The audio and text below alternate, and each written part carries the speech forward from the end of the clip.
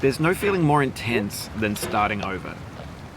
If you deleted your homework the day before it was due, as I have, or if you left your wallet at home and you have to go back after spending an hour in the commute. If you won some money at the casino and then put all your winnings on red but it came up black.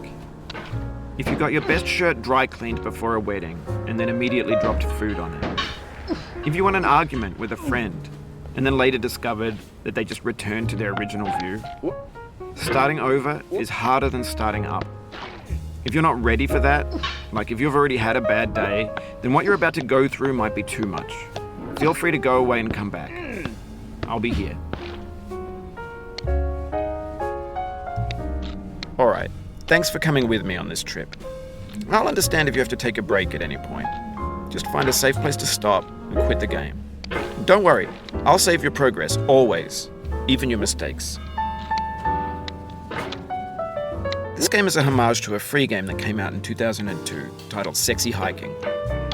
The author of that game was Jazuo, a mysterious Czech designer who was known at the time as the father of B games. And B games are rough assemblages of found objects. Designers slap them together very quickly and freely, and they're often too rough and unfriendly to gain much of a following. They're built more for the joy of building them than as polished products. In a certain way, Sexy Hiking is the perfect embodiment of a B game. It's built almost entirely out of found and recycled parts, and it's one of the most unusual and unfriendly games of its time. In it, your task is simply to drag yourself up a mountain with a hammer. And that act of climbing, in the digital world or in real life, has certain essential properties that give the game its flavor. No amount of forward progress is guaranteed. Some cliffs are too sheer or too slippery. And the player is constantly, unremittingly in danger of falling and losing everything. Anyway, when you start Sexy Hiking, you're standing next to this dead tree that blocks the way to the entire rest of the game. It might take you an hour to get over that tree, and a lot of people never got past it. You prod and you poke at it, exploring the limits of your reach and your strength, trying to find a way up and over. And there's a sense of truth in that lack of compromise.